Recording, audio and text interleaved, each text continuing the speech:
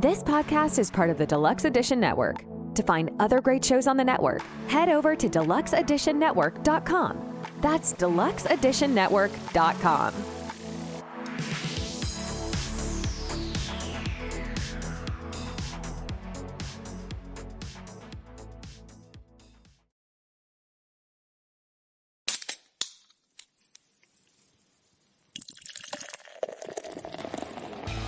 Welcome to the Drink O'Clock Podcast, where interesting people from all walks of life sit down for a drink and a conversation.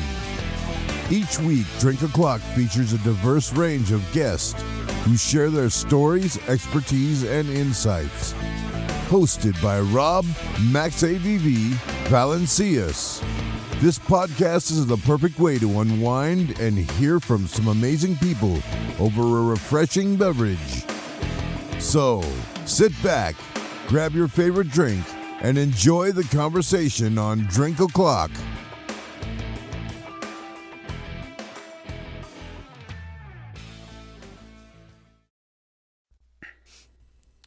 It's not every day, by the way, that I get to interview a fellow Philadelphian. I know you're not, you're kind of a moved-in Philadelphian. But it's fucking great interviewing someone. What part of Philly are you in? I live in Center City. I live in like Washington Square West, that area, like near Jewelers Row. Okay. So I'm like right downtown. Dude, I'm in the Northeast. I'm like 25 minutes from you. Oh, for real? Yeah, Nice. I tend to go to every year, me and the wifey, our favorite place is Ocean Prime down in the city. Nice. And we go there for major holidays, birthdays, Valentine's Day, shit like that. But we fucking love that place. So we'll go down there, and that's our like night out, and we fucking chill. And we used to go down there on Samson and shit a lot more when we were younger, but not as much. But anyway, this is the Drink O'Clock Podcast. My name's Rob Valencias. I'm the host, and I have Gavi HaCohen with me today. How we doing? It looks like you're drinking. I don't know if you are. Yeah, I've got just like a gin and soda, just something chill. Yeah. Yeah, it's a beautiful thing, man. It's a nice evening. I got the SodaStream machine, so that's like great for like mixers. Mix your own at home. Pump it up, brother. Mm-hmm. Now, Gavi's, you're the co-host of the Leaving Eden podcast. Leaving Eden podcast. I don't know why my autocorrect fucking did that. And so it's a podcast that's built around the IFB, and we're going to talk about that because I don't know shit about any of that stuff. So I'm intrigued about the concept and what's going on. And you do that podcast with one of the survivors from the cult named Sadie Carpenter. Yes. And that's cool, man. I gotta ask, like, how did the podcast, before we really kind of go into you, how did the podcast kind of come to fruition? How did you meet Sadie? This is like the most boring story ever. We both worked at a car dealership. We had jobs. I wasn't selling cars. She wasn't selling cars. We were working like the service center, and I had a job in like the office in the back of the service center where I was basically my job was digitizing all of the service records of all of the cars that they did work on. And she had a job where she was, like she had to call up people and tell them when to bring their cars in. And it was kind of just like a very mediocre job that we had in like 2018, 2019. And we became friends from that because we were both fans of the Canadian prog rock band Rush. And we just became friends. We're both interested in like religion and music. And she told me basically that she was raised in a cult, that she was raised as like an extremely fundamentalist Christian, just like just the most extreme form of Christianity. And I thought that was interesting. So we talked about it a little bit, and it's the kind of Christianity where, if you're a woman, you can't wear pants. You have to wear long skirts. And they weren't allowed to listen to like secular music. They weren't even allowed to listen to music where the drum beats on like the 2 and the 4.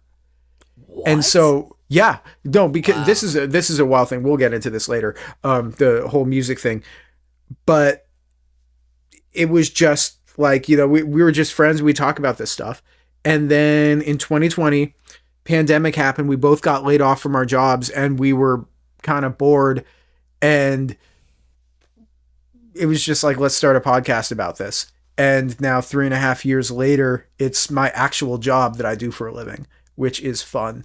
And I don't know how my life ended up like this, but it did.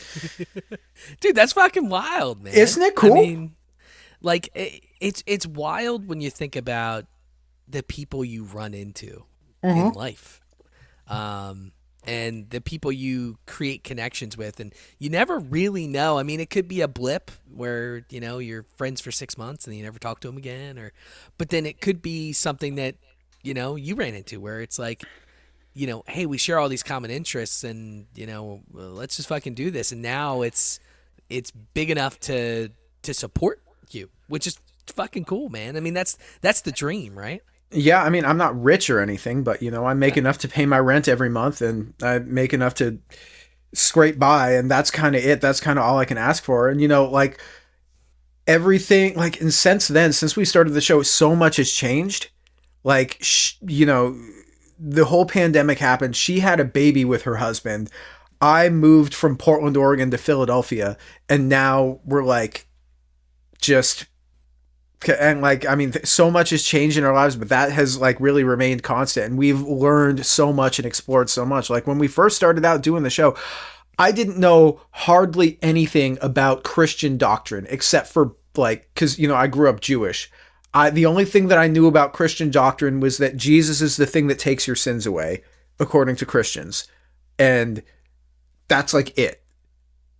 And now I know so much more, not just about like the fundamentalist aspects of the branch of Christianity that she was raised in, but now I know so much more about just religion in general, and like really deep parts of Christian doctrine that are very weird and very niche and very nerdy.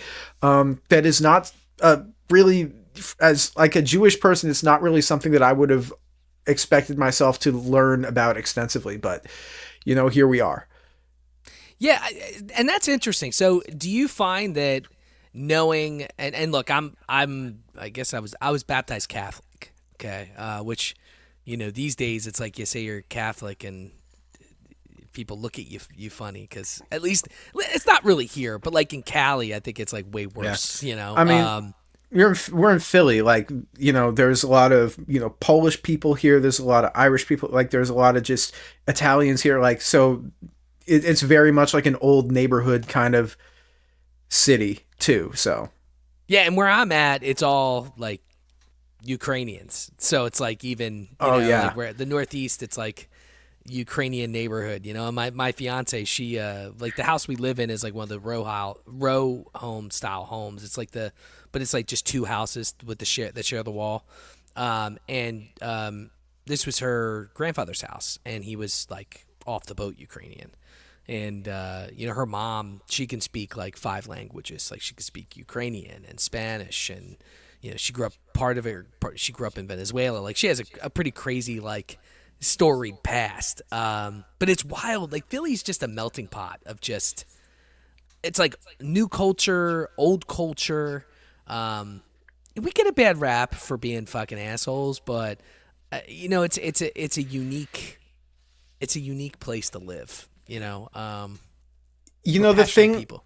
I will say, the difference there, being from Portland, Oregon, is Portland is a place where people are very polite to each other, but there isn't the same sense of I care about my neighbors that you get here. Like they call it the city of brotherly love. Like I could fucking hate the guy that lives next door to me, but I would, do anything for him. And that's kind of the vibe. That's kind of the vibe of the city. Like, oh, I fucking hate that guy. He's an asshole, but like, I love him. He lives next door to me. He's my neighbor. He's my brother. Like that's the vibe of the city. Whereas in Portland, it's just like, oh, they're not my favorite. I peek out my window at him and like never talk to him. Yeah. I mean, like it's unique. It is unique. Like if I was hanging out with my friends in Portland and I was like, and I said, dude, you're a fucking asshole, fuck off, something like that, then that would be like, it would be like a whole big thing where people would be like, we need to talk about the way that you spoke to Kevin the other day. And we need to hold space for him to air out like the thing that happened between you, and we need to heal this rift. And then no, here it's just like, you're an asshole. Yeah, well, you're an asshole too. What do you do next Thursday? Like the Birds are on Amazon Thursday Night Football. You coming? Like we forget fast. Really. Yeah, I mean, but it's just like thick skin, Yeah, I mean, you have to be, though, because people are always shitting on this place. And I think that it has a rap that it doesn't deserve. It has a rap of hatred that people have for the city. The other thing that I have noticed is that, being from Portland and being from a very polite city, Portland is a city where sports hooliganism is seen as boorish and unsavory, whereas here, being just like the most toxic sports fan in the entire world is like a sign of righteousness, is a sign of being an upstanding citizen. Yeah. And I appreciate that, because if there's one quality that I possess, it is like I think my biggest red flag is that I am the most toxic sports fan. And this is a city that embraces that rather than tells me to like push it down. We want you to be toxic, man. We want you to be, because people fear that. People fear coming here. It's not a welcoming place for people who are not, Philly teams. No. Like, my friend Ray is from San Antonio. He lives in San Antonio. He was a Cowboys fan. And yeah, I know. Fuck the Cowboys. No, when the Eagles beat the Cowboys that first, like I was sweating at the end when that first game of the season, not of the season, but the first time they played each other this season. But after the Eagles won, I texted him shit like, I don't remember the Alamo, bitch. And, just like HEB is just a grocery store. It's not better than any other grocery store. I told him that Buc-ee's is just a gas station. I told him that Kansas City barbecue is better than Texas barbecue. Yeah. That's probably one of the biggest insults that you can tell a Texan is that Kansas City's got better barbecue. I told him that California has better Mexican food. I told him that, let's see, I was just atrocious. And then the Cowboys came back and like blew out the Eagles, and here I was just like, cowering. I'm just like, please don't say anything. Please don't say anything. Please don't say anything. But like, you have to be like, if you're that kind of person, if you give it out, you have to be able to take it. And I feel like a lot of people are a bunch of give it out, but can't take it motherfuckers.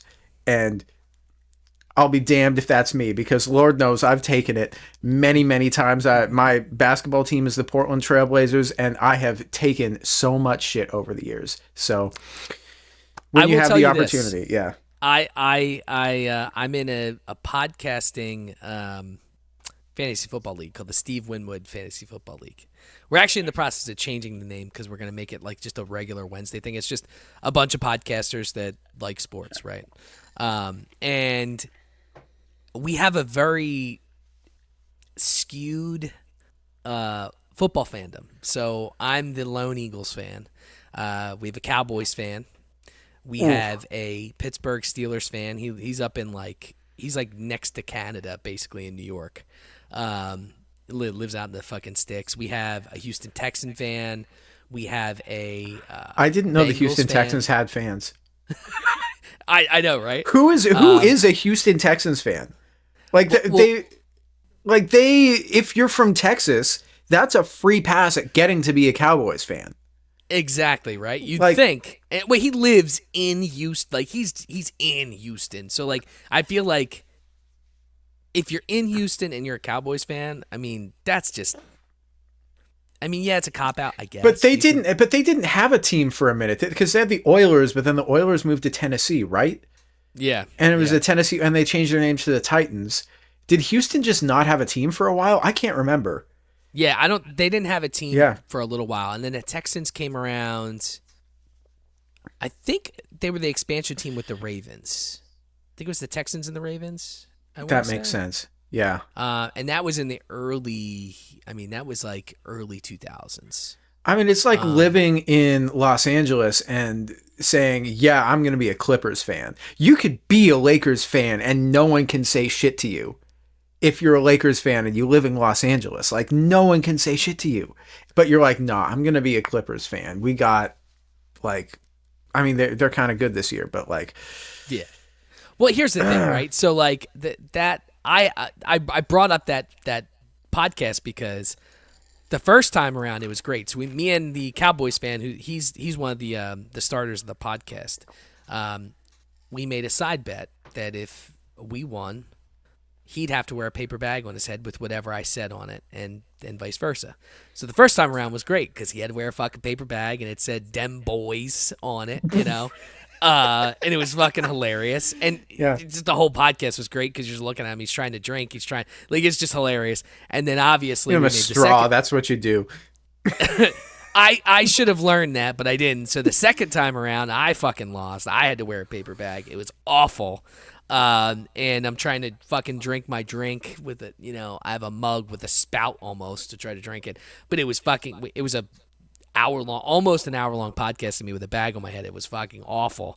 But I had to take my licks, and we fucking bust each other's balls. And he's a fun Cowboys fan, and I don't say that often, but because he's a realist. So like he criticizes the Cowboys all the time. He's not like that guy that's like, yeah, the Cowboys are the best. He's like, yeah, no, Dak's a fucking ass. He's probably gonna blow this game. Like he's at least a realist, but he'll fucking give me shit when they win. So it's like, you know, and especially when we fucking blew the fucking Seahawks game, I knew I was gonna catch shit because I just knew it.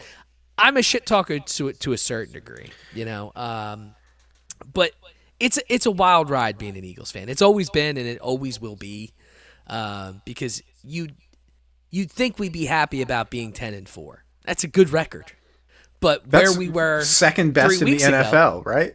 Who's better than where Niners? We were 3 weeks ago, you know, we had high aspirations and feels like shit's kind of, you know, snowballing. But anyway, Philly's great. Fuck Dallas. I mean, if you want to hear about my most toxic sports fan behavior is that my basketball team is the Trailblazers, and the Trailblazers are not very good right now because they're rebuilding, but it's fine because we're doing better than all the other rebuilding teams like Detroit and San Antonio and Detroit's bad.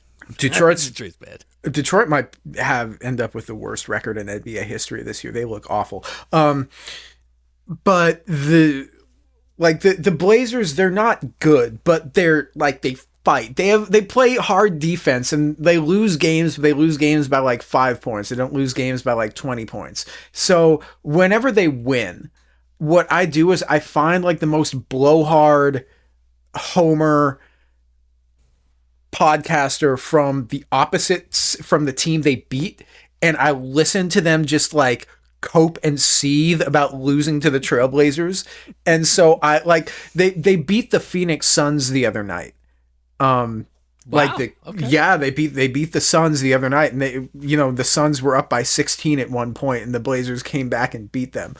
And Suns are the most overrated team in basketball, by the way. Oh, you're telling me. That's a team where they decided that they wanted the Trailblazers depth at center. The Yusuf Nurkic and Drew Eubanks are the two centers for the Suns this year, and they both played for the Blazers last year. Drew Eubanks plays his ass off, and he's a cool guy. Yusuf Nurkic is the most middest NBA center. He does not fucking try, and all he does is just get in foul trouble and get injured. And he makes 15 mil, 20 mil a year. Yeah, I mean, he makes like half the money that DeAndre Ayton did, but and Suns fans hate DeAndre Ayton, and I guess because your organization treated him like such garbage, he's ours now, and we love him. But no, they beat the Suns the other night, and I just like, I was like texting my brother because my older brother is like an NBA reporter, and I was like, tell me who's like the most blowhard son's podcast that I can go listen to right now. And he's like, Jesus, I mean, but that's the behavior. You should have seen the stuff that I said to Miami Heat fans this summer, because they were just, I talk about the most atrocious people on the planet. I think that they're all war criminals and they deserve to die. No, I don't. And I'll tell you what, letting him go to Miami. No, Dame. Yeah. Wasn't going to happen. No, it was not going to happen. But for us, I think the Sixers, one of their biggest losses was Butler going to Miami. Ooh. I loved Jimmy Butler, dude. I loved him because he's got the Philly attitude where he'll call fucking people out and he'll bitch at people, and he's just got that Philly spunk. And we kept Simmons, which was the dumbest fucking thing we could have did, but they were trying to placate Simmons and Brett Brown and this soft and coddled fucking team we had at the time. And I think it'd be a lot different of a story if we had Butler and Embiid on the same court still with Tyrese Tobias Maxey. Harris was the worst contract ever in the history of fucking. He's. I hate Tobias Harris. I mean, can you imagine though if it was Embiid and Jimmy Butler and Tyrese Maxey with how he's shooting this season? Lights out. Maxey was a steal, brother. Pick 20. Pick 20. And we only got that because of fucking Muscala beating or what did he do? He hit a 3 to win in the bubble, and it ended up making the their seed or whatever. Fucking, he used to play for us too. So thank you, Mike Muscala, for Tyrese Maxey. I mean, what a shooter, man. That guy's lights out. From outside, man. He's always got a smile on his face. Yeah. I like Tyrese Maxey. Philly. He's nice. Yeah. Enough about Philly and basketball. Let's get into the Colts shit. Let's talk about Colts, man. What do you want to know? We're talking Colts here. Yeah, I need to know about your base Colt here, the IFB, the Independent Fundamental Baptist Colt. I listened to a couple of your podcasts. I mean, give me the backstory, the history of it. Like, how did it come to be? Where is it now? And we'll fucking go from there. I got a bunch of shit on here. I doubt I'm gonna get all of it. But. Yeah. So throughout American history, there in like the 1800s, there were during one of the I can't remember, was the second, third Great Awakening. Sorry, I've been drinking some gin, so I can't quite remember. But there were it's all good. The revival movement of Christianity in this country was going very strongly in the 1800s. And what they would do is they would, go around and have basically a big tent, and they would have a revival, like a Baptist pastor speak and get people saved and get people, really involved and try to get people to turn to Jesus. And this was a big thing. It was big in like the frontier. It was big in like Appalachia. It was big out west. Years and years and years and years later, the IFB, essentially Protestant Christians were trying to figure out, what does it mean to be a Christian? What counts as Christian? What doesn't count as Christian? And so a bunch of Christian ministers of different denominations sort of wrote a bunch of letters back and forth, which became a thing called the fundamentals of the Christian faith. And so it would be things like, we believe that, in the divinity of God, and we believe in like Jesus is the savior, which are pretty basic Christian doctrines. But then like the list would go down and make things more and more and more specific. Yeah. Fast forward years later, in like the 1910s, 1920s, there was this pastor named J. Frank Norris down in Dallas, Texas, who always starts in fucking Dallas. This guy was a straight up lunatic. He's like, he was part of the Southern Baptist Convention. And he essentially consolidated a bunch of power within the Southern Baptist Convention by buying up these different Baptist newsletters and essentially becoming the guy who decides what gets printed in these very popular and very, well-reputed Baptist newsletters, and became essentially a mega church pastor in Dallas, Texas. This guy, also worth noting, was deeply tied with the Ku Klux Klan. It's good. Always a positive, right? Yeah, and he was extremely anti-Catholic. And the mayor of Dallas at the time was also a Catholic. So, you have the city government, or it was the mayor of Fort Worth. It was either in Dallas or Fort Worth. But anyway, the local government was run by somebody who was a Catholic. And J. Frank Norris was claned up, hated Catholics. And so he did many things, including murder a guy who was friends with the mayor, who came to kind of like talk to him about what was going on and made some threatening comments to him. This guy, J. Frank Norris, essentially turned church into like a circus, like a carnival show, almost, is how I would describe it. And he's a pastor. He's a pastor. And so, Jesus fucking Christ. Yeah, and so this guy is truly insane. Like, he would get up there. One story that I'm remembering in particular is that he claimed that, basically one of the ideas that, because this guy was a cult leader, and he would basically threaten people and say, if you speak out against the man of God, or if you try to, go against the man of God, then bad things will happen to you. The Lord will punish you. So he had been on trial for many different things over the years. One of them was murder. There were other ones as well that I can't, quite recall all of.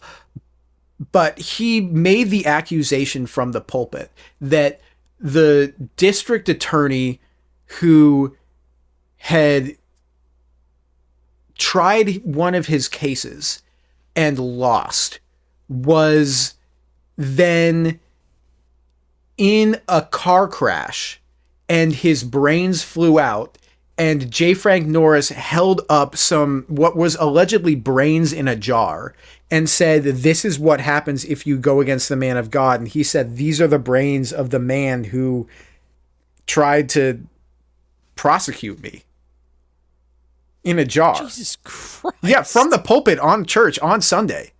This is like, but this guy was basically backing like the 1910s, 1920s was like the foundational starter of the IFB. Because what he did was essentially, when his behavior got too crazy for the Southern Baptist Convention, he left the Southern Baptist Convention. And the idea is that he had a church that was Baptist in theology and fundamentalist in belief, but they were independent of any denominational oversight. So they could basically do what they want. And there were a lot of other churches who, over the past century, have sort of followed this same model. The one that Sadie's family was most heavily tied to was First Baptist Church of Hammond, which was in Hammond, Indiana, which is right next to Chicago. It's right next to Gary, Indiana. And the pastor there was this guy named Jack Hiles, who basically took J. Frank Norris's playbook and copied it almost exactly and did all of the same things that he did to try to turn his church into the most, controlling, but also the biggest ministry. So he would do things like he would send out church members on buses on Saturdays and other days of the week to go knock on doors in neighborhoods and try to get parents to put their kids on buses to go to a church in Indiana. So he'd be going and doing this in like South Side Chicago, East Chicago. Gary, Indiana, and just sending these buses all around to try and bus as many kids into church as possible and raise as many kids in the church as possible. He also had many scandals against him, and throughout the scandals, they would essentially do like a purge where if you aren't with us, then you're the enemy, and push people out. Extremely controlling as far as like how women are allowed to dress, how people are allowed to behave. And also they're very well known for harboring people who are abusers, either sexual abusers or child abusers. It's a very abusive subset of Christianity. I was listening to, because obviously, I always do a little bit of research on people that I'm going to talk with, and I had no idea what the IFB was. Never heard of it in my entire life. And I'm sure there's plenty of people like me, and obviously your co-host, it was, it defined her life, and it was a, not a pleasant experience. So, no. I was listening to some YouTube videos of people that were interviewed that were in it, and it was like, hey, I was 13 or 14, and this person was supposed to be someone I looked up to, and they sexually abused me. Yeah. And there was all this other crazy shit, and I'm just like, Jesus Christ, like, I get it in the 1900s, the early 1900s, because we were still fucking, very primitive in certain avenues, but I mean, come on, man. It's 2020. It's after 2020. I mean, how does this stuff still exist? Because people who are that kind of abusive person, they seek out people who they think will have the least recourse against them.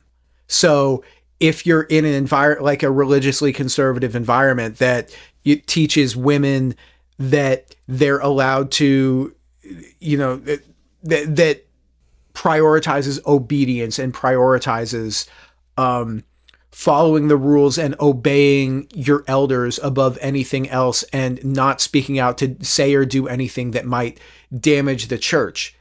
And then, you have essentially victims built in.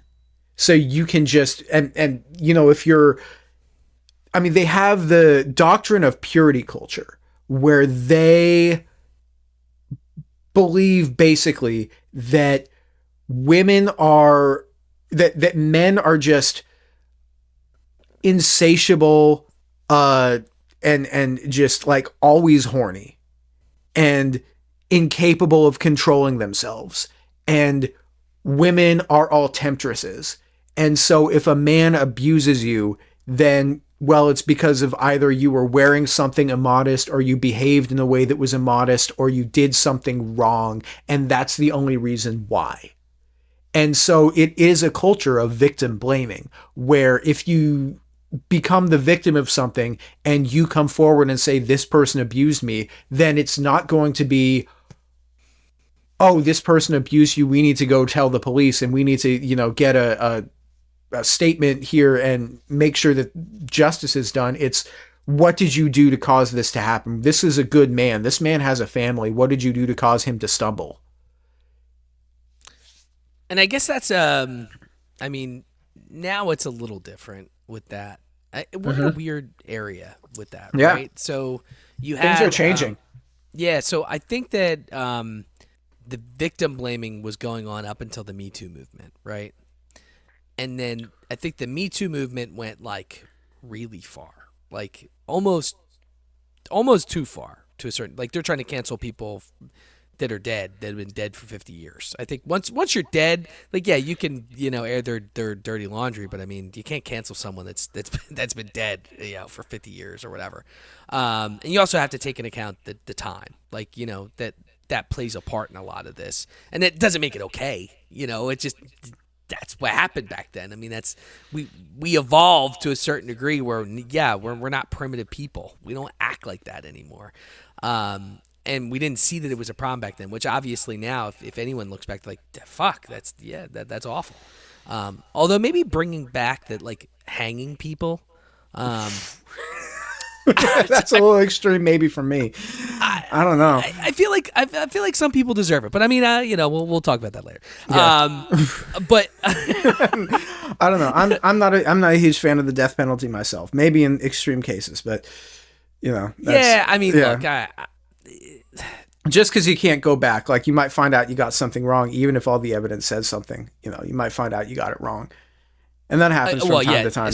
Especially with today. Today's, and that's what I'm saying. Like with the Me Too movement and where we are, right? It was like that the victim blaming was happening, Me Too happened, and then it was almost oversensitive, and then now we're at a point where it's like a weird mixture of both, where it's like, hey, this person did this to me, and it's like, did they really? Where's the evidence? And that, like, you know what I mean? Like, I don't know. It's like we're at a weird spot with victim blaming and Me Too. And I don't know if it's because you had people that did the Me Too that either it wasn't or it just didn't come. Like, you know what I mean? Like, we're in a weird spot. I hope it like pans out to where it's normal. But we're in a weird spot for that.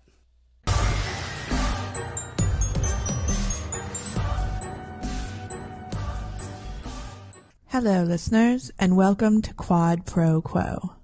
Right now, you are probably thinking to yourself, oh great, another movie podcast. Well, dear listener, you would be right. But throw in a couple of marriages, decades-long friendships, and a shared property line, and you have just another movie podcast with a shitload of drama.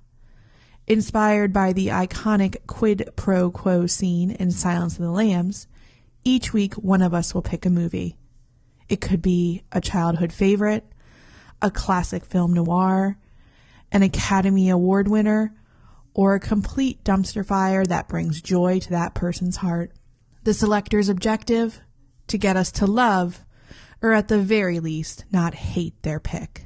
Will our marriages, our friendships, and our neighborhood survive?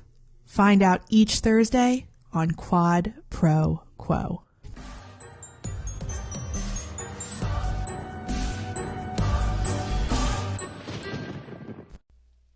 Yeah, I don't know. I think that, I guess I've heavily distanced myself from social media, so I haven't paid attention to any of the big celebrity cases that have come out lately. So I can't really speak on that. Especially the thing that I think though is that now I do feel like there's very much a difference. Like one of the cases that we talked about very heavily on our show, there's this guy who is the son of Jack Hyles. His name is David Hyles. And this guy was a serial abuser, like just the most horrible, disgusting, violent, pedophile guy. Guy's still around. Guy hasn't actually, Dave Hyles has never been to prison for anything. I wonder where he got that from. Yeah. Well, that's sort of the thing, is that this is Jack Hyles' son, who allegedly his stepson, who might actually be his real son, details in that are kind of fuzzy, died under very mysterious circumstances that look a lot like he was killed by somebody, like that he was poisoned or that he was killed in some way. And there was a very real cover up of that. David Hyles has never been to jail. He was very heavily investigated by but because basically David Hyles and his wife had the boy's body embalmed and sent back to Texas for burial, that the police never got to do a toxicology scan report on it. This is back in, I think, I want to say the 1980s. So the technology wasn't as good back then. But like the reality is that I feel like people who are abusive people what they do is they seek out people who they think are not going to have recourse against them. And that's why they do that, because they want to feel like they have power over people. And that's why they seek out environments like, you know, like churches, where they will have power over people and they will have access to people. And the sort of grooming behavior and the victim blaming behavior of saying, well, if you get abused, then it's your fault. That's really where a lot of these churches, you know, where they really cross a line into being very abusive, like abusive environments. I'd recommend my friend Eric Skwarczynski. There's recently a documentary that came out actually about the IFB on HBO Max. You can watch it. It's also on Investigation Discovery. My friend Eric Skwarczynski was one of the subjects of this documentary, or he was one of the people involved in this documentary. It's called Let Us Pray, A Ministry of Scandals. I'd highly recommend you check it out, because that's going to give you a lot of the background information on the IFB. Really, really great documentary, and it's fantastic. The people that made it are really great. I have it up here now because I want to make sure. You should check it out. Like, I love documentaries, dude. Yeah. I think the most recent one I watched that would fall within this. But did you ever watch the documentary about the Twin Flames? I started that. That thing was crazy. It's fucked. I was on, but there was the one girl who they're just some dude sent her a random message, and they're just like, that's your twin flame, go move to Utah. And she fucking did. Oh, dude, and it's not even that, too. Yeah. It's like, okay, well, your twin flame is that guy over there. You're like, well, I'm a guy and I'm not gay. Well, now you are. You need to be. You're gay now. Gay. Yeah, and it's like. That's incredible. And some of the people, even like some of the younger kids, and I think it makes sense that they prey on younger people, right? Because they're very they can be influenced very easily, changed very easily, and it's not like you're dealing with someone that's like me. Like, I'm 37. It's gonna take quite a bit. Like, if to change me, you'd have to be like, yo, bro, like your liver's bad. You need to stop drinking. I'm like, oh, even then, you're like, how much do I have to stop drinking? Yeah, how bad is it? Like, can you just chop off the bad shit and it regrows? Yeah. I mean, and it makes sense why they do prey on that. But dude, some of the shit they had in that documentary, anyone listening, it's on Netflix. Check that out. Yeah, it's called Escaping Twin Flames, and basically it was this husband and wife, and they were just trying to make money. Yeah. And they came up with all these like crazy concepts, and they basically said that they were each other's twin flames. Everyone in the world has another flame that is basically your one, the person you're supposed to be with. And they came up with this course and then these courses, and they were charging people, insane amounts of money. And then they started to recruit people to sell these things.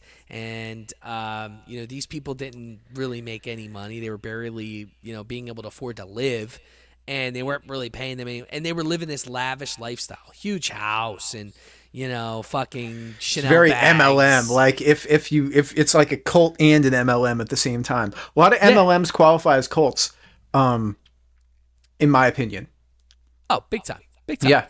And that they prey on crazy. your beliefs. They prey on your beliefs, and it's a shame because like the documentary goes through a couple people, and it took some time for them to get out, but it fucked them up, and some of the people are still in it. Like, it still exists, and these people, like, they got the mastectomy or whatever they call it, where they removed the boobs of women to be men, and they got the penis surgery and all this other crazy shit, because these two people are like, yeah, you're a guy now, you're a girl, you guys are your twin flames, you need to make it work. And these people just I haven't gotten that far in the doc. That's wild. That's fucking loony, man.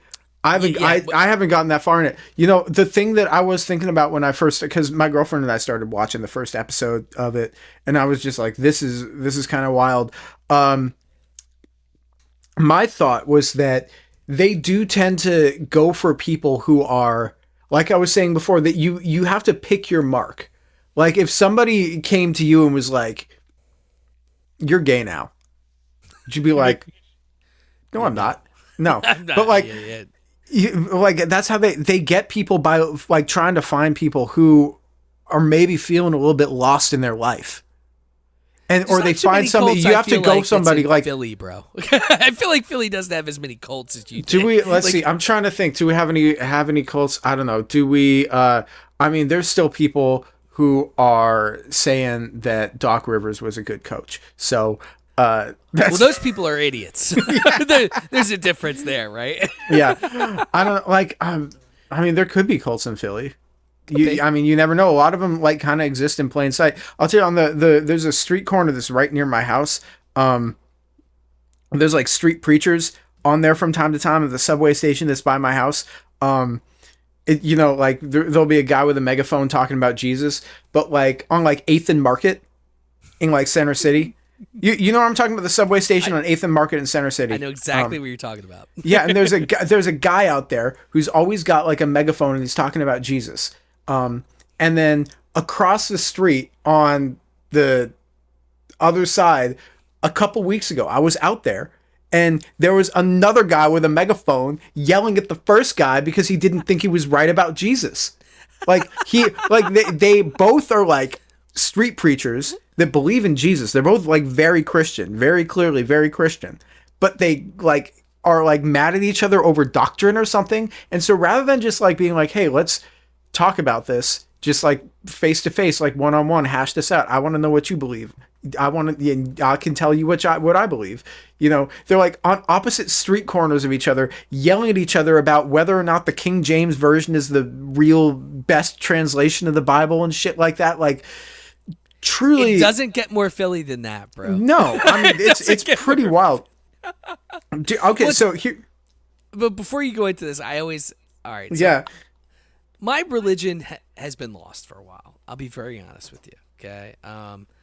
However, as I get older, you start to think about that. I work in Medicare, so I deal with seniors, people dying, and this shit gets you thinking, right? What's in the afterlife? So, I have this conversation a lot with people that come on my show, like, hey, what do you think the afterlife is, and things like that, right? So I think about that, and I think when it comes to you dealing with it, everyone has their own version of what that looks like.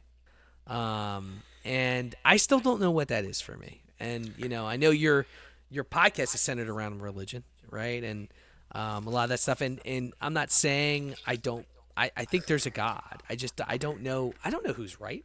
Like I don't know what's going to happen. And I read a lot of books and I listen to it. I try to be as open-minded as possible, because although I'm Catholic, when you grow up Catholic, it's like this is the way, and I even went to Sunday school and I did all that shit when I was a kid, and I don't think that that's okay. I think you have to have an open mind, and I don't know if there's anyone that's right. For me, I just feel like everyone has kind of the same concept, right? There's a God, and what that looks like, you don't know. And for me, it's I believe there's a power. I believe there's something that exists that I don't want to say controls everything, but that has a hand and a say in a lot of things. And where that leads me to, I don't know, man. I'm still figuring it out, and it's weird because I'm going to be 40 in a couple years. But for me, I still need to embrace a lot of things. But I think the way that Catholicism beat it into you, it was like, this is the only way, and you can't be gay, and you can't do this, and all the other religions are wrong. It's like they focus on the negative stuff too much, and for me, that's not I don't think that's right. I think you have to have an open outlook for everything. And I know you're Jewish. I don't know enough about being Jewish. If you guys if they teach the same thing, and I'm not going to criticize or do any of that stuff, right? But for me personally, it's just like I'm still figuring it out, man.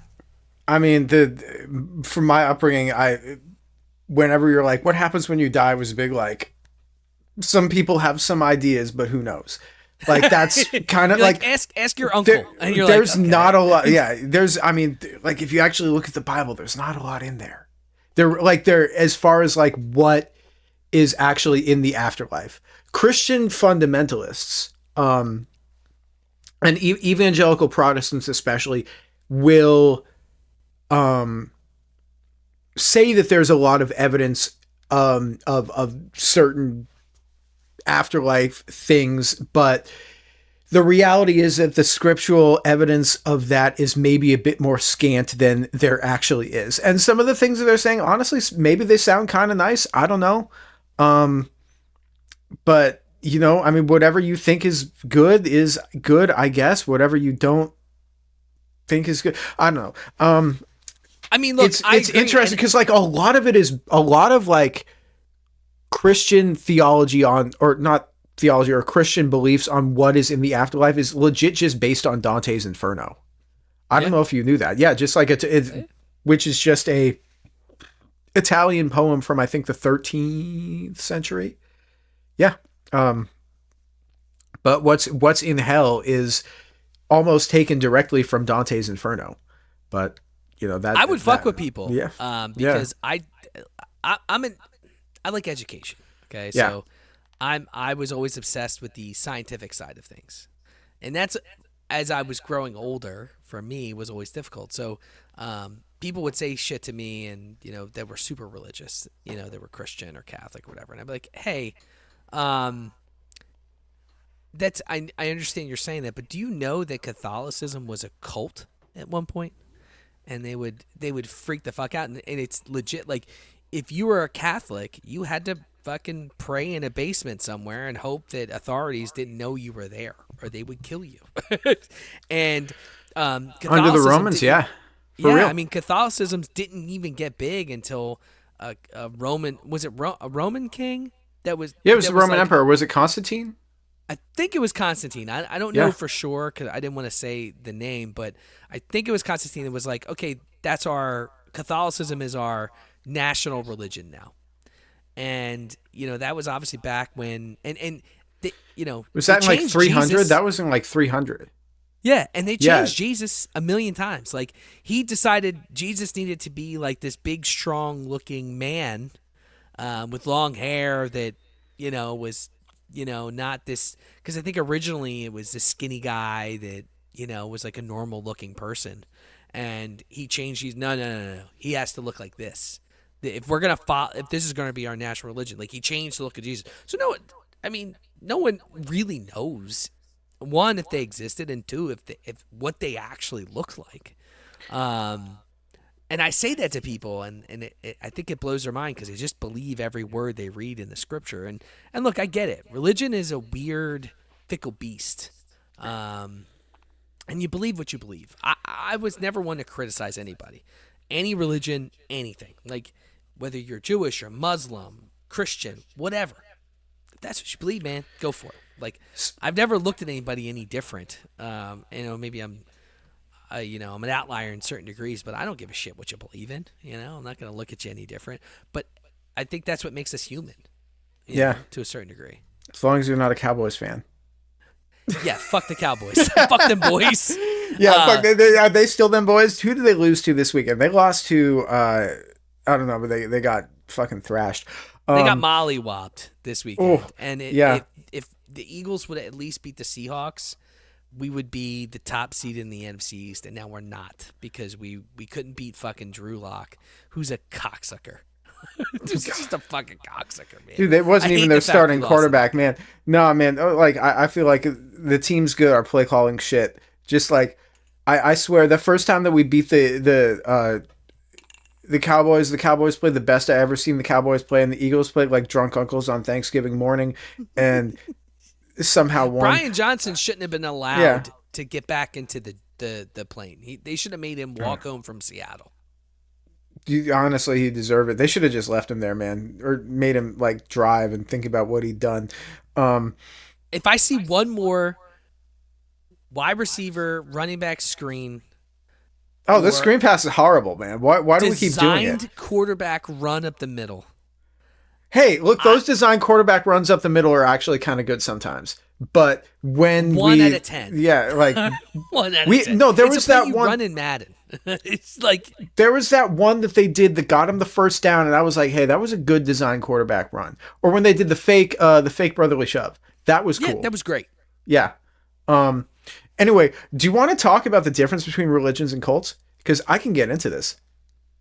Yeah, one of my questions on here I wanted to get into was because I think a lot of people get confused when it comes to cults, right? Mm-hmm. And the one question I had was, are cults always centered around religion? And I feel like they're not, right? So the answer is no. A little bit about that. So there's this researcher named Stephen Hassan, who is a cult expert, and he has designed, or he has sort of formulated a framework through which we can decide whether or not something is a cult. And he basically divides that into 4 aspects. And it's the 4 aspects are behavior control, information control, thought control, and emotion control. And when these 4 aspects are present to a serious enough degree that it starts seriously taking coercive control over your life, then that is how you decide whether or not something is a cult or not. So, like, if you're just like a regular Christian or whatever, then you're probably not a cult member. But if you're a Christian to the point where it's you like are your mind is constantly thinking about whether like the implications of every single action that you do, whether or not is this action a godly action or an ungodly action, or whether or not your emotions are being controlled, like believing some emotions are godly or some emotions are not godly, then that's a sign that and if this behavior and this sort of stuff is being enforced on you as like good, righteous belief, good, righteous way to act, at your church, then that is the sign that your church is probably a cult. Like, I can give some examples here. If you go to Stephen Hassan's website, which is freedomofmind.com, he's got all the examples of it. So like behavior control could be anything from like, saying you eat these foods and you don't eat these foods. And a lot of religions have that rule, and, rules about diet or rules about what you wear. And just because religion has like rules like that doesn't mean that that religion is a cult. But when it starts coming to things like, like getting into the much more coercive aspects of that, like, falsely imprisoning falsely imprisoning people, or forcing people into behavior that they don't want to do, or, discouraging individualism, discouraging people being their own kind of person, then that's where behavior control gets really culty. When you have like information control is something that we all practice. It's the second aspect of like cult control. So information control is like, it could be like, we listen to these sources and we don't listen to these sources. And everyone does this. Everyone is like, I understand that this news source is accurate. I understand that this news source is like a tabloid rag. So I'm not going to take what it says seriously unless I get, confirmation from other places that are more reliable. But then it can get into a much more dangerous aspect where if you're like, oh, I only listen to information from pre-approved sources, then that's like state-controlled media, essentially. And so, like how they have in North Korea, like where, you can't have a phone that isn't a government-issued phone, and you can't get technology, or you can't look at websites that aren't like North Korean websites if you live there. Things like that. Or, they might encourage you to spy on other people. That's another aspect of information control. They might, use like massive amounts of cult generated propaganda, or they might force you to possibly confess to like coerce you into making confessions that you might not otherwise want to make in order to use that as like leverage against you in the future. Scientology's good with that, right? Scientology for real. Also with the false imprisonment, they do that too. The thought control, this one's really interesting. So a lot of times what I've noticed, what a lot of cults will do is they will say, they will portray every conflict that you could possibly be in as, as like one thing. So like they might say every conflict that you have is God fighting the devil. If you're in conflict with something, then that is you fighting against the devil and the thing that is pulling you away from God. I mean, authoritarian regimes will do this too. And a lot of authoritarian regimes could also be considered to be, having cult control over people.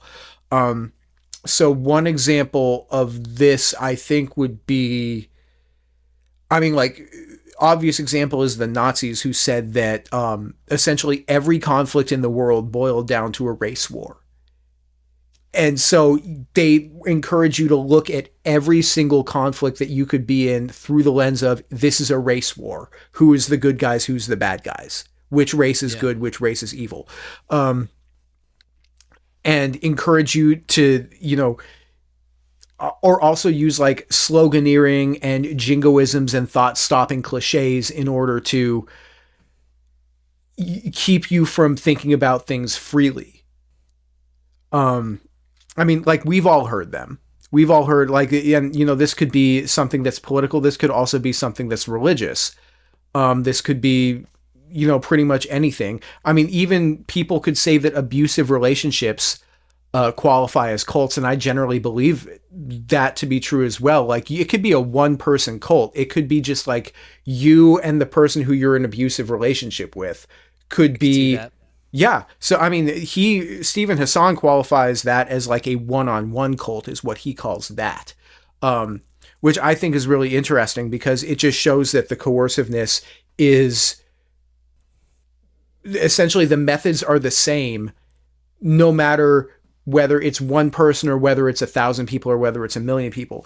The emotion control is where things get really kind of dicey and where you tend to be enforcing the cult control over yourself. So you might have feelings of guilt or feelings of unworthiness put upon yourself if you don't feel a certain way about something.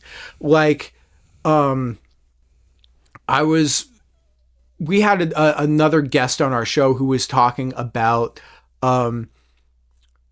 like, if an autistic person has like a fixation on something or like a special interest in something, and they're raised in Christian fundamentalism, then they might be guilted into thinking, why do you care so much about sharks? Or why do you care so much about like foxes or cars?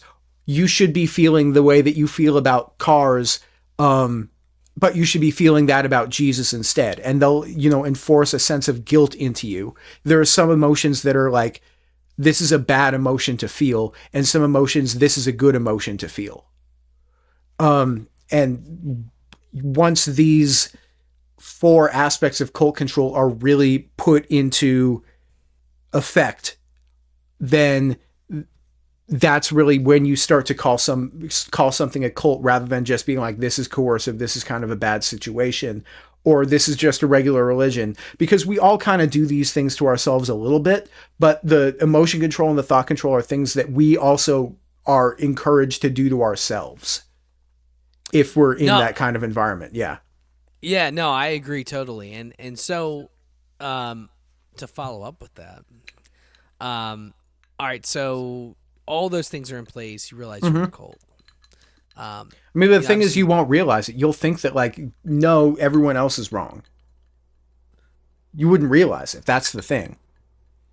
So, all right, it's brought to your attention that you're in a cult. Yeah, you would say, no, I'm not. You're still brainwashed, right? Yeah, you're still brainwashed. You'd say, no, I'm not. I'm not in a cult. If somebody says you're in a cult, you're like, no, you're wrong. You're not the one chosen by Jesus. Yeah, fuck you, guy. Yeah, I know what I'm doing. Yeah, right? like, actually, yeah. So tell me, and maybe there might be someone listening somewhere in the, I had, I think, 20 different countries download my podcast last year. Oh, that's cool. Yeah. I wonder how many we had. A little bit. Yeah. Tell people listening to this podcast after maybe they heard some of those different control options, right? Oh, well, yeah, that's normal. Oh, I'm in that too.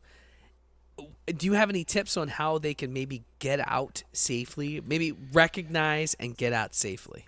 I mean, that really depends on your situation. Yeah. I mean, because like these are situations where like if you decide that you want to speak out or you want to go against people, then you might be socially ostracized.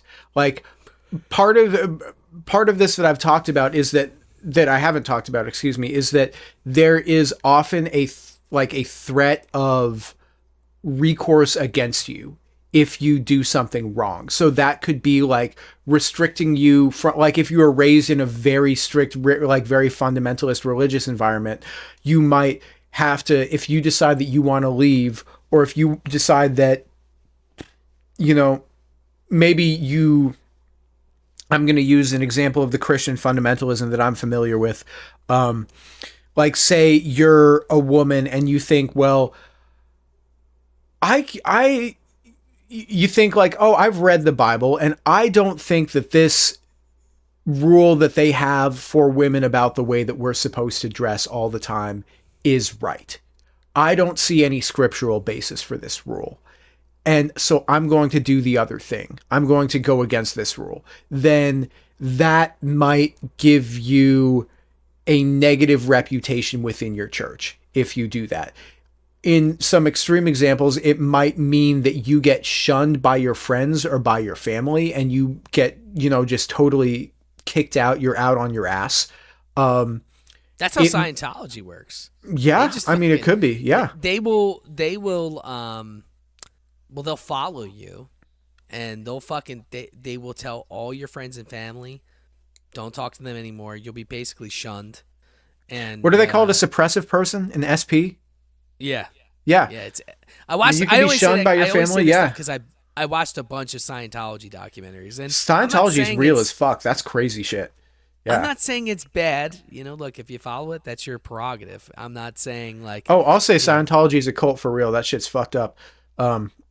Yeah, I mean it is. I'm not saying everyone who's a Scientologist is a bad person, but I'm saying that like a lot of these very coercive environments, a lot of them teach people that abusive behavior is okay or that it's justified. That's one of the other problems with it, and that's something that really has to be unlearned. And that's it's really just. I mean, I have friends who have gotten out and they've told me things that they thought were okay when they were in. And these are things that I just don't really necessarily want to repeat. But like, I mean, maybe one example, if we're talking about, because we've talked about sexual abuse before, is that what they often teach is that if you are a woman, you're not allowed to say no to your husband. Like, if it's like, oh, it's been a long day, I got a headache, I just like not tonight, you're not allowed to say no. And if you do say no and he rapes you, then, well, he's allowed to. That's just his. Yeah. No, like it is. And it's like, that's fine. And if anybody, you know, says anything against that, well, you know, you're not being a submissive wife. You're not being a good enough wife to this person. I could have you read this book that is like a fundamentalist guide to how to be a good wife called Created to Be His Helpmeet. It's written by a woman named Debbie Pearl. Debbie and her husband, Michael Pearl, also wrote this book called To Train Up a Child, which is a book about how to raise your children in Christian fundamentalism to be obedient. And this book recommends essentially just beating your child and breaking its will until your child obeys you no matter what. And that's like, it's your kids. No, like it's truly like the methods that they recommend using are awful. And I believe that the teachings in this book have been linked to the deaths of multiple children. Wow. Yeah, because like what a lot of, or at least this branch of Christian fundamentalism teaches, is that children are a blessing and you should try to have as many of them as possible.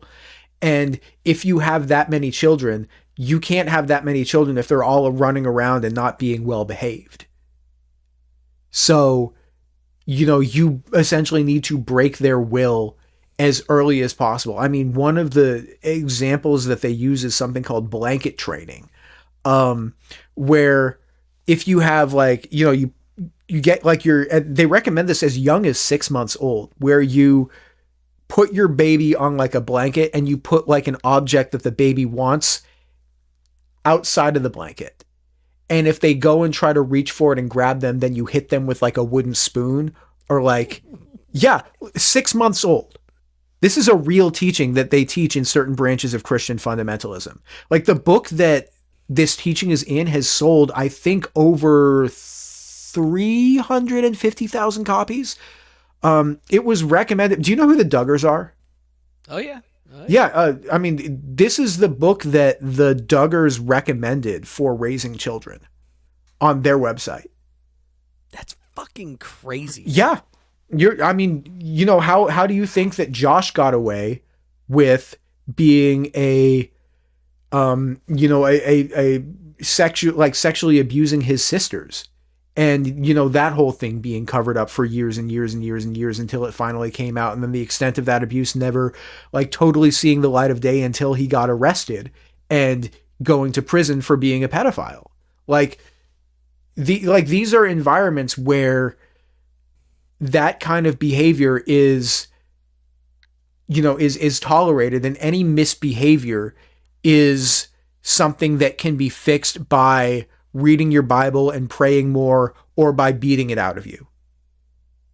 That's crazy to me. It is crazy. And, yeah. I mean, like, I didn't grow up in like a crazy religious family, No. We Father, Son, Holy Spirit shit, I mean, like, but, I guess I got to thank my parents for, not reading any crazy shit like that. I mean, that's just wild to me. But let's end quick on this because we went a little long. But yeah, I liked your one episode about the war on Christmas.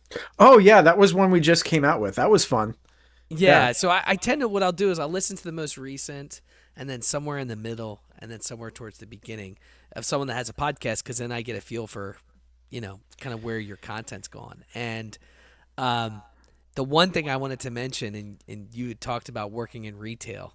Oof. And I worked retail for many years. I work in an office now. I'm far removed from my retail days by. I'm glad those days are behind me. And it's funny because when I was listening to you, I had the day before or 2 days ago, we were playing Christmas music, and fucking Mariah Carey comes on, and I just great track. I say to the ladies in my row, and we're all friends, like, we just bust each other's balls, and I'm like, if I have to listen to this song one more time today, I'm going to fucking kill myself. It's like, and I feel like part of it is because working in retail, and you hear that song, it's like PTSD, like a little bit. Takes you back to like the front lines of fucking working with people, which is just fucking awful. When I worked retail, I worked a little bit at the grocery store, but the music on at the grocery store wasn't quiet enough that I could kind of ignore it. But when the significant time that I spent working retail was at Guitar Center, and they wouldn't play like All I Want for Christmas Is You. They would play like like Bruce Springsteen made a Christmas song, or like, bands that are like real bands that, you would listen to make Christmas songs. And yeah, I guess it's like a cash grab. And so that's sort of what I guess, like, I think the Ramones did like a Christmas song at one point. So like, that's the sort of thing that they would play. It wouldn't just be like, a Christmas album. Like, it's that type of shit. I mean, like, if you do that kind of thing and you're like a famous band, then you're gonna, that's like a really good cash grab, because, people will, that. Yeah. Like, I can deal with that. But like, I'll tell you, Mariah Carey, dude, I'm like twitching, I'm like, worst Christmas song that I ever heard. I'll tell you this. My girlfriend introduced me to this song just like a couple of weeks ago. It's called The Christmas Shoes. Have you heard this song? No. Oh, you got to listen. So the premise of the song is that this dude is not really feeling the Christmas spirit, and he goes into the store to like get a couple last gifts for people, and he's just like kind of worn. He's just like, this sucks. I'm just like, get this over with. And there's a kid in front of him in line who's very poor, and this kid's trying to buy a pair of shoes for his mother who is dying so that she'll look pretty when she meets Jesus, if she meets Jesus tonight. What? This is a fucking real ass song. Look it up. It's called The Christmas Shoes. And then the kid doesn't listening to that. The kid, oh dude, as bad as you think it's gonna be, it's worse. This kid like is like trying to buy the shoes, and the guy in the song is like, I bought the shoes for the kid, and that renewed my faith in the Christmas spirit, or something. Jesus, fucking, like this kid's like, I don't have enough money to like, because apparently I guess like. It's like, Daddy says there's not much time. Like, why are you like, you're buying these shoes for your mother, who I assume is like bedridden, and like so that she'll look pretty when she meets Jesus. Like, this is I don't know. It feels like one of those songs that's intentionally like emotionally manipulative. It's like if they're like, you know how they make like the Hallmark Christmas movies? It's like if they made the Hallmark Christmas movie into like a song, but like worse. Yeah.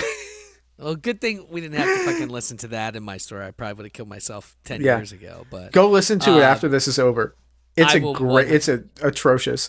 I will 100% do that. Well, look, it's been a pleasure having you on, dude. It's fucking great. Dude, thanks, man. When I appreciate it. Talk to someone with a Philadelphia Eagles hoodie. He's wearing a Go Birds Philadelphia Eagles hoodie. I've got a DH Gate Eagles jersey too. Did not buy genuine because I don't have that kind of money, because I'm a podcast host for a living. None of us do, bro. No, the price, they keep going up, man. It's that inflation, man. It gets you. Have you seen the price of a cheesesteak these days? It's like $15, man. $15. Everything is insane, dude. It's fucking wild. Yeah. Do me a favor. Tell everybody where they can find your content, everything you got going on, and we'll kind of go from there. Go check out Leaving Eden podcast. It is Leaving Eden, Eden podcast. It's available wherever you get your podcasts. Give it a listen. I hope you guys like it. If you don't, then that's cool too. It's not for everybody. You guys have some great stuff on there. Thanks, man. Very educational. I learned from the couple episodes I listened to. I mean, you guys go into it. It's documentary style. Like my friend who I host the show with, Sadie, you know, she and I are both. She is a very thorough person when it comes to researching stuff. I also, you know, try to do a good job, but she will read like 8 books for an episode that's like an hour and a half, 2 hour long episode. But we have episodes about, like, if you're interested in like the Christian fundamentalists who are on reality TV, then we've got episodes about that. We've also got episodes about other cults. Like we've got one about Branch Davidians. We've got one about Jonestown. We've got one coming out soon, I think, about... Do you like Real Housewives of Salt Lake City? You watched any of the Real Housewives shows? No, I do not. I know people that do, but I don't. Okay, well, we've got one coming out soon about whether or not Mary Cosby from Real Housewives of Salt Lake City is a cult leader. Spoiler alert, I think she is for real. By the way, I highly recommend Real Housewives of Salt Lake City. It's a fantastic show. One of the best things that ever has been on television. I'll have to check it out. No, you should. It's on Peacock. Yeah. Free Jen Shaw. That's kind of it. But we also have like episodes where we talk like in depth about theology. We also have episodes where we talk about, like, you know, the psychological and mental and emotional impacts of being raised in a really repressive religious environment. So, and it's much, much more serious than what we, you know, just talked about today, where we just like talk shit about sports. Yeah. Yeah, no, dude, you guys have a great podcast. You have some great content, and I feel like, there's people out there that are kind of stuck in certain situations, and, my duty is to kind of put shit out there and hopefully connect with your podcast, listen to some of this stuff. Maybe they realize, hey, fuck, I'm in a cult, Yeah. But you can find my podcast anywhere. It's Drink O'Clock Pod on all socials. Drink O'Clock, really anywhere that you listen to podcasts, it's there. I'm also part of a network of podcasters called the Deluxe Edition Network. A bunch of really great guys. Check out all the great shows on the network. Stay tuned. We actually do our riff on, we call them the Dannies, so they're awards for the podcasters in the group, and it's kind of funny, kind of how things make out. So that'll be kind of coming up over the next couple weeks, and we're pretty excited about that. And look, dude, it was a pleasure having you on, man. Yeah, man. Thanks for having me. It was a good conversation, man. Yeah, absolutely. And, anytime you want to know about whether or not something's a cult, just send it to me and I'll tell you. I'll just text you, hey, bro, here's what's going on. Is this a cult? Should I do it? Yeah. Should it? I mean, it could be a cult. You could join it. There's another podcast. There's a show called Oh No, Ross and Carrie. They're actually pretty popular. They actually shouted us out a couple days ago, which was really fucking weird, because they're actually famous. And they said Sadie's name on their show, and which totally made us crazy. But their thing is that they go and join cults. So they legit joined Scientology and they joined they go and join. That's wild. You should check them out too. They're fantastic. I will 100% check that out. Yeah, that's crazy. Cool. That's crazy. Yeah, for real. It's been great to be here. Yeah. Yeah, it was great having you on, brother. And hey, go Birds. Have go Birds. A great evening. And yeah, you too. On, man. Thanks for listening to the Drink O'Clock Podcast, where fascinating people from all over the world share their stories over a drink. Be sure to subscribe to the podcast on your favorite platform to catch up on past episodes and stay up to date on new releases. If you have any comments, questions, or suggestions for future guests, the team at Drink O'Clock would love to hear from you. You can find them on most social media at Drink O'Clock Pod. Until next time, stay classy and remember, people, it's always happy hour somewhere. Cheers.